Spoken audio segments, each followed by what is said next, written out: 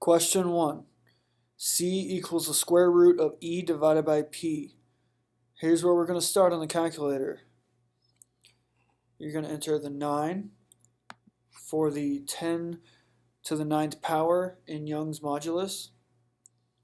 You're going to press the 10 to the X key, and then you're going to multiply that by 2.3.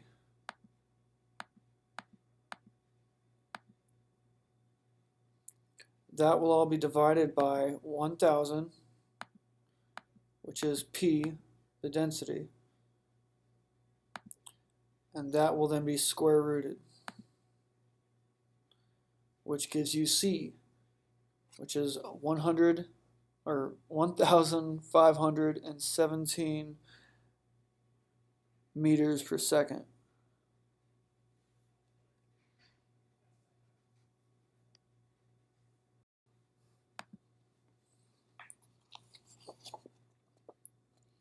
Question 2. C equals the square root of T divided by mu.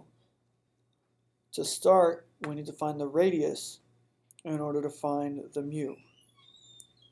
The diameter is 0.2 millimeters, so the radius is 0.1 millimeter, which is half. Now we have to convert the 0.1 millimeter into meters before we can perform the rest of the calculations. So we end up with 0.0001 meters. We square that, and then we multiply it by pi.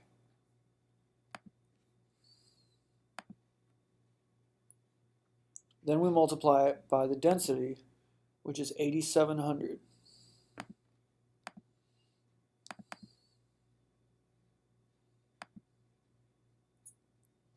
That is our mu. Now we invert it with the inverse key. And we'll multiply it by 500, which is the tension.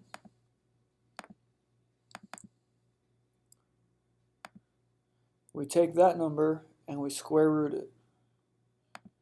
And that is our answer. 1,353 meters per second.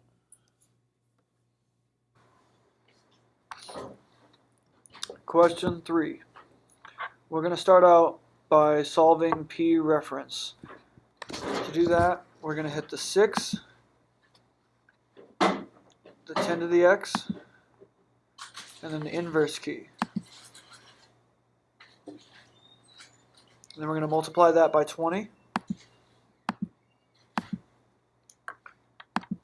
And then we're going to invert it again. We're going to multiply it by 8, which is the P actual.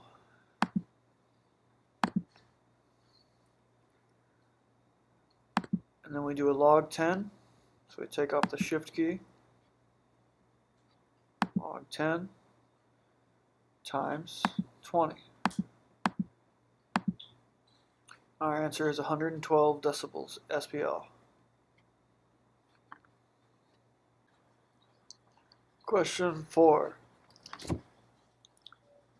We are going to do the same equation with a pressure amplitude of 16 pascals. That means everything's the exact same math, except where you multiplied by 8 before the log 10 last time, you multiply by 16.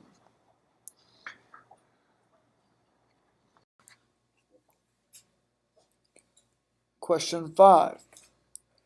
We're doing the same equation with a pressure amplitude of 5 micropascals.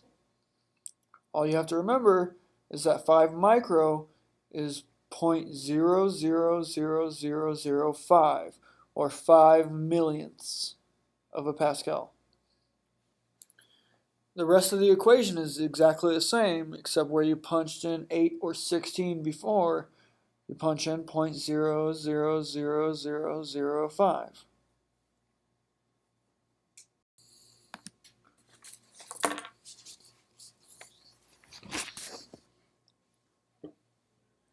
Question 6. P over times the square root of n. N is the number of vocalists. All you have to do for this equation is take the number of vocalists, square root it, and that is your answer in terms of P. So you have 2.449 P is your answer.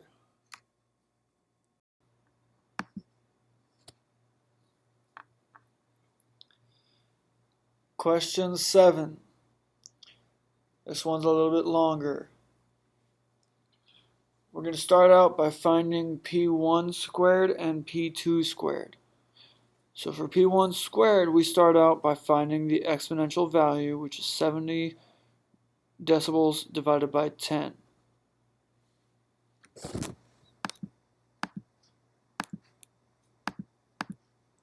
gives you 7.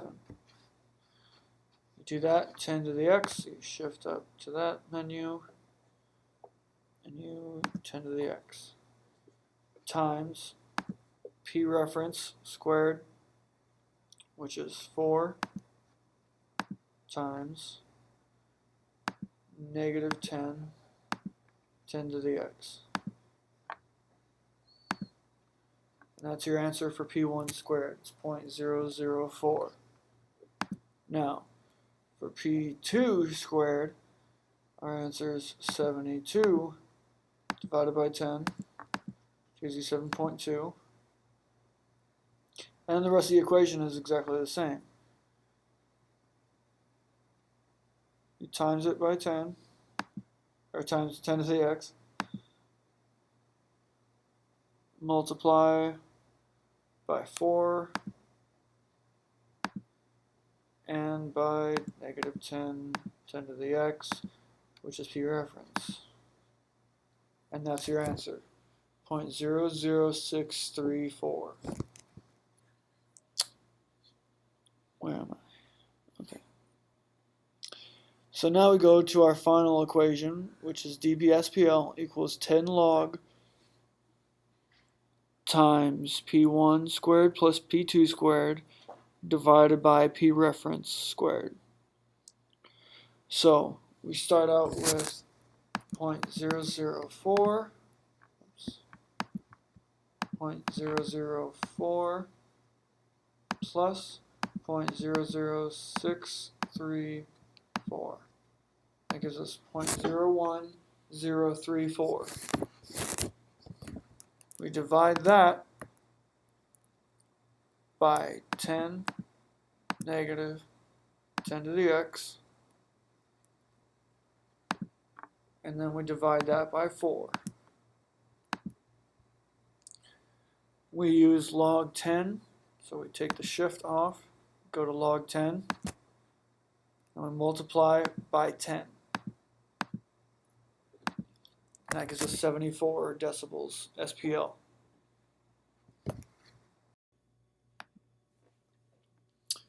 Okay, so we're on question 8.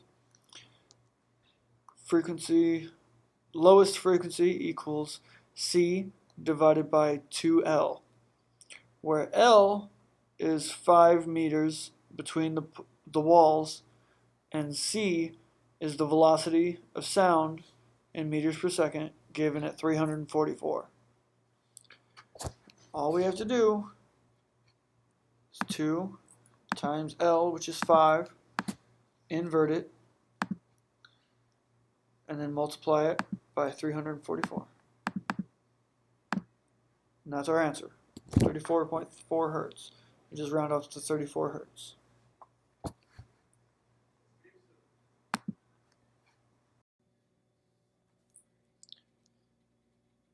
Question 9.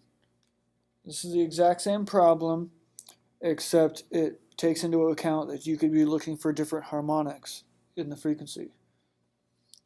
So you take NC divided by 2L this time, where N is 2, since the question asks for the next higher frequency above the first. So you're going to put N as 2.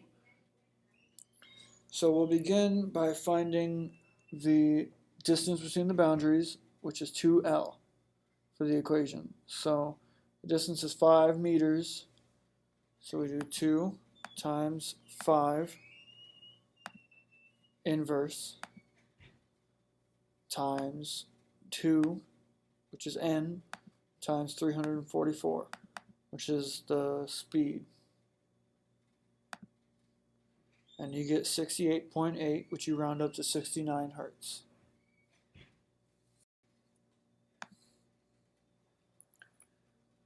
Question 10. Now again we have NC divided by 2L, but L is different this time. L is 0.5 meters long. So we're going to do 2 times 0.5 meters equals 1, which we then invert to multiply in, which is still 1 in this equation. And then we multiply that by 344. And then we multiply that either by 1 or 2, whatever n is at the time. So our answer will be 344 if n is 1, or 688 if n is 2.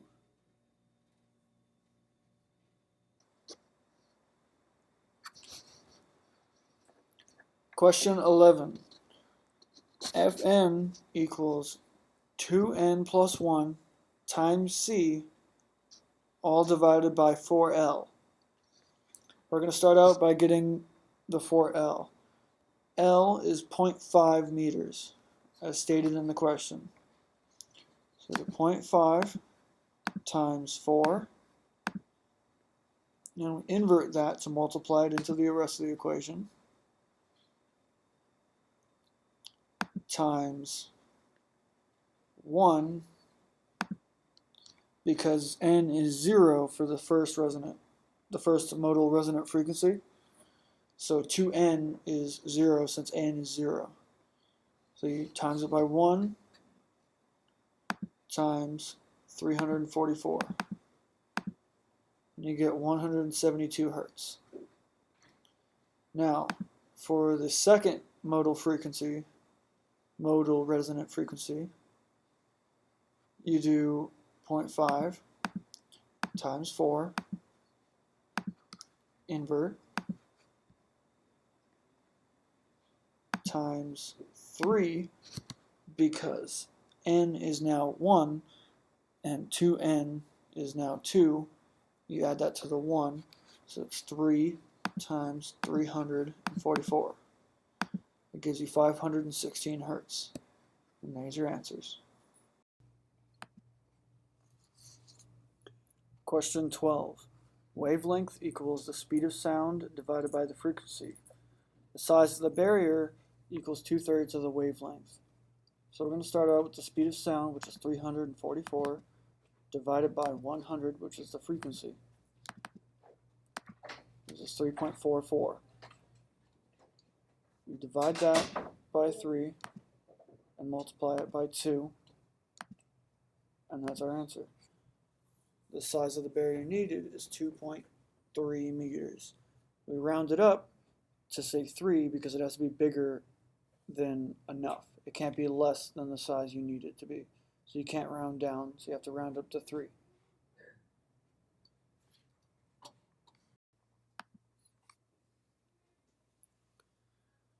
Question 13. For the harmonic frequencies, to determine the amplitude that they're going to be, you're going to take the number of that harmonic and divide the initial amplitude by that number. So seeing in this example how we start out with 0.5, to get the 5th harmonic, we divide that by 5 and we get 0.1. To get the 11th harmonic, we divide 0.5 by 11. We get 0.04, which rounds up to 0.05.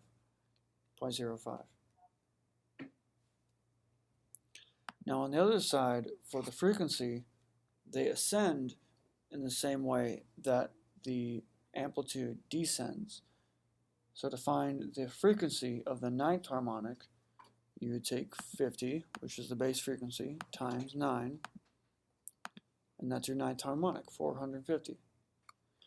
Now you're just going to do this down the line to fill out the chart on both sides, and then you'll be done.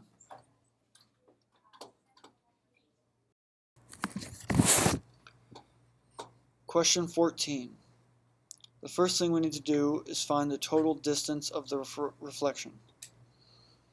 So we're going to start with D in order to get this into the calculator properly. We'll do 2 times 3.5 squared plus 7 squared. That gives us 98. We square root that, and there's our total distance, 9.9. So we're going to take that distance and we're going to plug it into the delay equation, which is distance divided by the speed of sound. So we take our distance, divide it by 344. That gives us 0.0287, or 88. That's the distance, that's the delay of the early reflection. Okay? Now we take 7, which is the distance of the direct sound, divide that by 344. That's the distance, that's the delay of the direct sound. Now we take these two numbers, you subtract the reflected sound from the delayed sound, and that will give us the amount of time between the direct and reflected sound, or the actual delay you hear. Now, we also need to find the sound intensity level of the early reflection. Okay? So we're going to take this 9.9 and we're going to log 10. We're going to multiply it by 20. Now that doesn't look right, and that's because this is the amount you subtract from the original intensity level. So we're going to subtract 100 now. Now our answer is negative, and this is just because of how we went about getting the problem. We just hit the inverse key, and there's your answer to the intensity. It's 80.